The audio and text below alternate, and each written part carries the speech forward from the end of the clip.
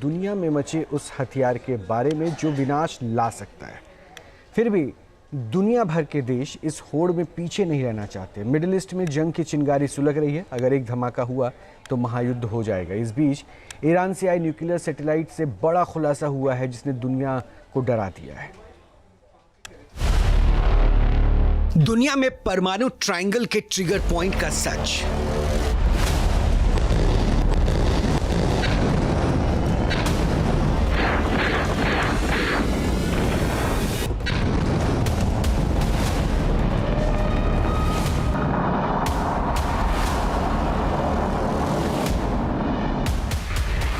Atom bomb,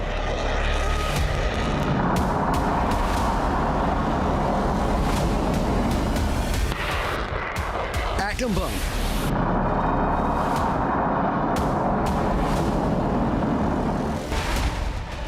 atom बम,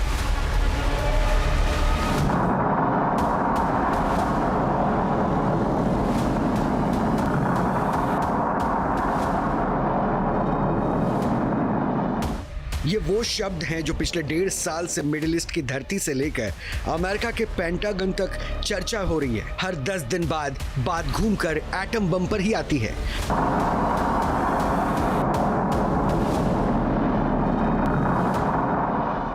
America से लेकर Israel और ईरान तक में न्यूक्लियर हथियार को लेकर चर्चा होती है और एक बार फिर से ईरान में न्यूक्लियर हथियार और न्यूक्लियर साइट की चर्चा हो रही है।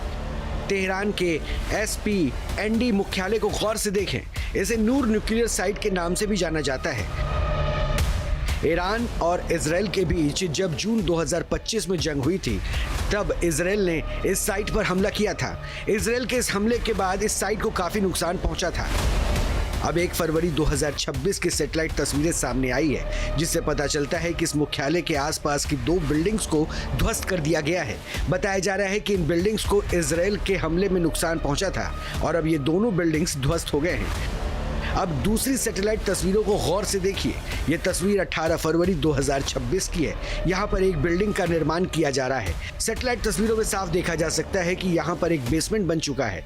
ईरान बहुत तेजी से फिर से एक न्यूक्लियर बॉम्ब बनाने की तरफ अग्रसर हो रहा है।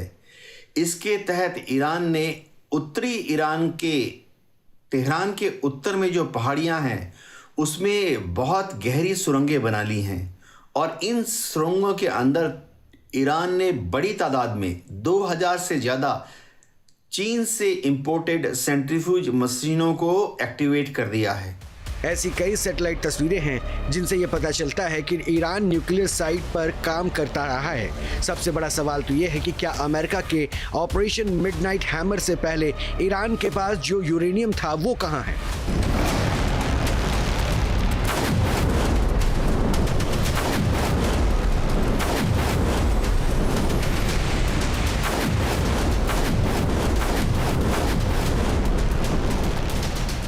क्योंकि जब अमेरिका ने ईरान के फोर्डो, इस्फहान और नतांज न्यूक्लियर साइट पर हमला किया था उससे पहले ईरान के न्यूक्लियर साइट की निरीक्षण होता रहा है, उनकी निगरानी होती रही है। लेकिन हमले के बाद ये पता नहीं है कि ईरान का यूरेनियम कहाँ है, क्योंकि IAEA की मई 2025 की रिपोर्ट के मुताबिक ईरान के पास 60% शुद्धता का 408 किलोग्राम प्रोसेस यूरेनियम है। अगर ये शुद्धता 90% के करीब हो जाएगा तो ईरान न्यूक्लियर टेस्ट कर सकता है।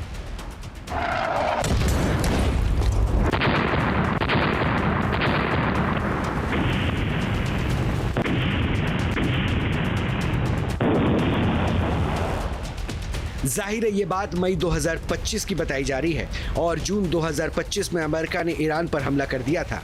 ऑपरेशन मिडनाइट हैमर के जरिए ईरान ने 3 न्यूक्लियर साइट इस्फहान, नतांज और फोर्डो को फोड़ डाला था।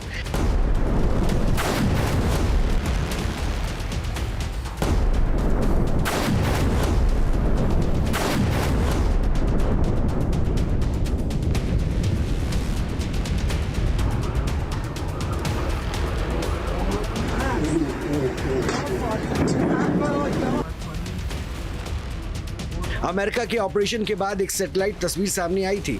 अमेरिका ने ऑपरेशन मिडनाइट हैमर 22 जून 2025 को किया था, लेकिन बताया जा रहा है कि उससे पहले ही ईरान यूरेनियम को निकाल ले गया था, क्योंकि 22 जून से 2 दिन पहले ही फोर्डो साइट के पास ट्रकों की कतार दिखी थी। दावा किया जा रहा है कि इन्हीं ट्रक से यूरेनियम को ईरान में शिफ्ट किया गया था। जाहिर है कि 9 महीने से ईरान के यूरेनियम के बारे में कुछ भी जानकारी नहीं है, लिहाजा दुनिया डरी हुई है। ईरान के न्यूक्लियर साइट के आसपास पिछले कुछ महीने में कई भूकंप के झटके आ चुके हैं। जनवरी के महीने में तो ईरान में कई भूकंप के झटके आए थे, लिहाजा कई एक्सपर्ट ये आशंका जताने लगे थे कि क्या ईरान ने न्यूक्लियर टेस्ट कर लिया है। फिलहाल अमेरिका की यही कोशिश है कि किसी भी तरह ईरान के न्यूक्लियर प्रोग्राम को रोका जा सके। तो वहीं दूसरी तरफ अमेरिका के उपराष्ट्रपति JD Vance का कहना है कि ईरान का न्यूक्लियर प्रोग्राम अमेरिका के लिए बुरी खबर है।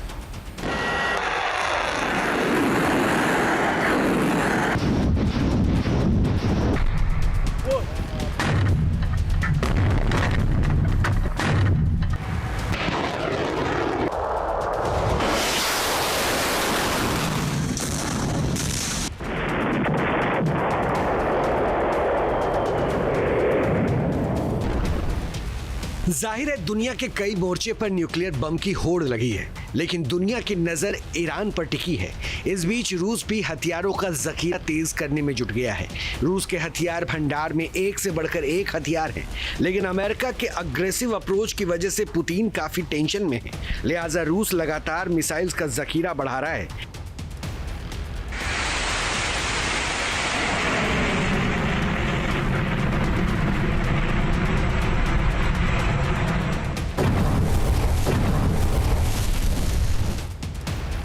डेली स्टार के मुताबिक रूस एक अजय हाइपरसोनिक मिसाइल विकसित करने में जुटा है।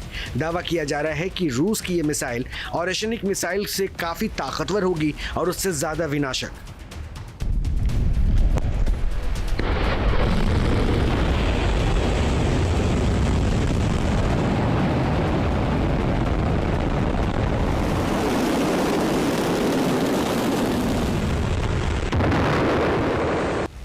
रूस की ओर से दावा यह भी किया जा रहा है कि महज 8 मिनट में यह मिसाइल लंदन तक टारगेट करने में सक्षम होगी। खबरों के मुताबिक बर्नेट्स्किन ने नए हथियार को ऑर्शनिक का बेटा बताया है।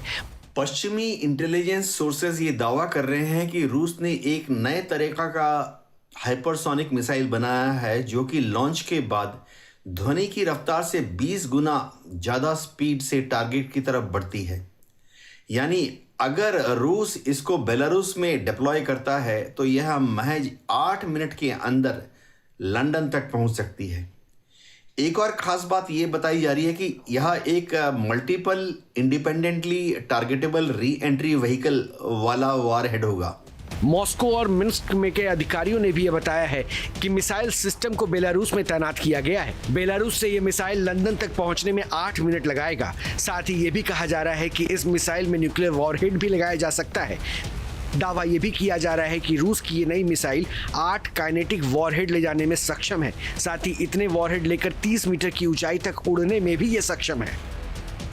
तो सवाल यह है कि आखिर रूस के जखीरे में जब और भी विनाशकारी मिसाइल्स हैं तो उसने केवल ऑर्शनिक का नाम क्यों लिया, तो उसे भी समझने की जरूरत है।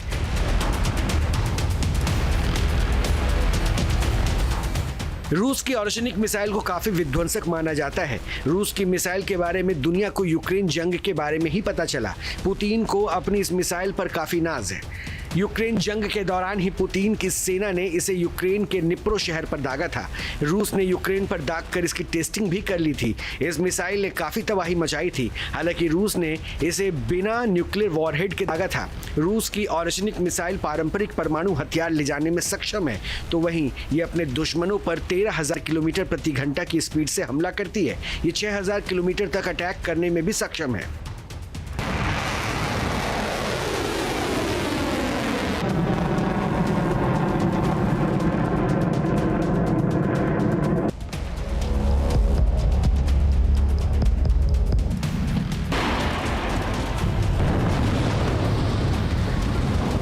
रूस की जो ऑर्शनिक मिसाइल है उसकी रेंज में यूक्रेन समेत 16 यूरोपीय देशों के 44 नाटो बेस है। जाहिर है रूस की इस मिसाइल को खासतौर पर नाटो के लिए ही तैयार किया गया है। नाटो देशों की घेराबंदी करने के लिए रूस की ये मिसाइल काफी कारगर है। रूस ने ऑर्शेनिक मिसाइल को बेलारूस में तैनात कर दिया है। बेलारूस में तैनाती से नाटो देशों की परेशानी बढ़ गई है, खासकर पोलैंड, एस्टोनिया, लिथुआनिया, लातविया जैसे देशों की मुसीबत बढ़ गई है।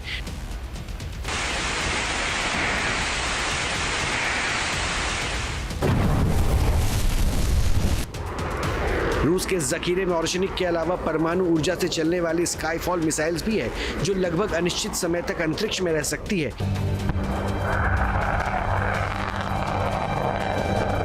वहीं से इसको ऑपरेट किया जा सकता है। जब भी रूस का डिफेंस कमांड इसे हमले का आदेश देगा, ये मिसाइल तुरंत निर्धारित लक्ष्य पर परमाणु हमला कर सकती है।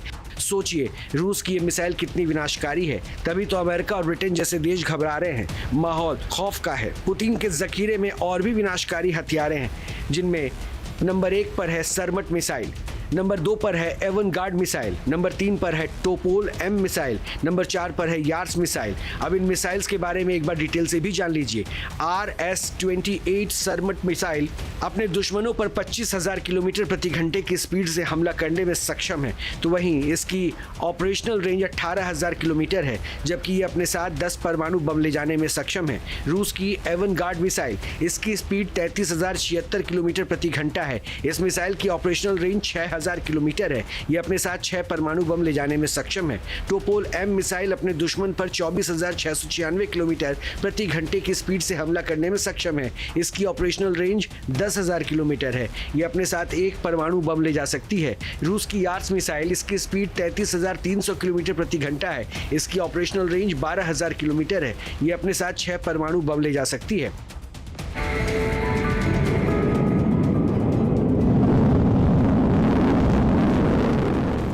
रूस ही नहीं बल्कि अमेरिका भी लगातार तैयारियों में जुटा हुआ है। अमेरिका के जखीरे में मिनटमैन 3 जैसे विध्वंसक मिसाइल हैं। बावजूद इसके पेंटागन शांत नहीं बैठा है। वो लगातार अपने जखीरे को और भी मजबूत करने में जुटा है।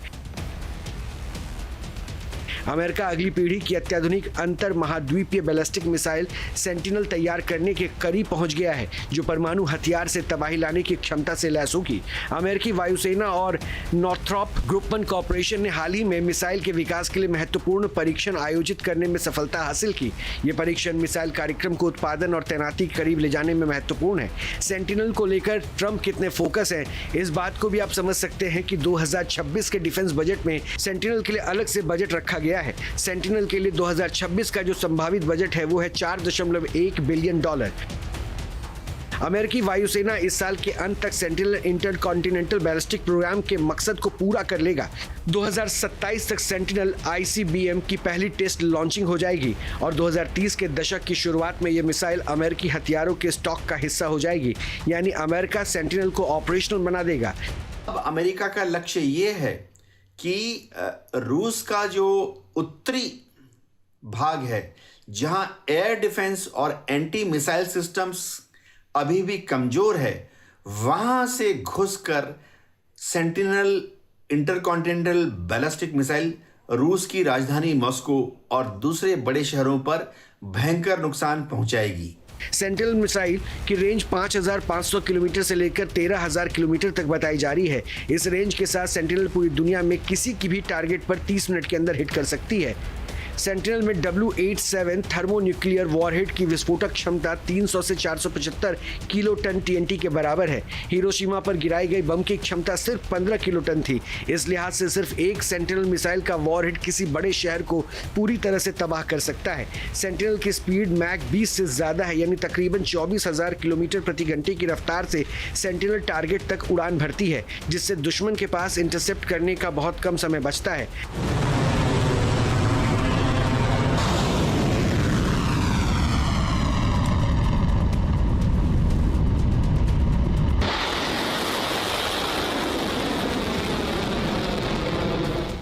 अमेरिकी मिनटमैन को रिटायर करने के बाद 400 सेंटिनल मिसाइल्स की तैनाती की प्लानिंग हो रही है।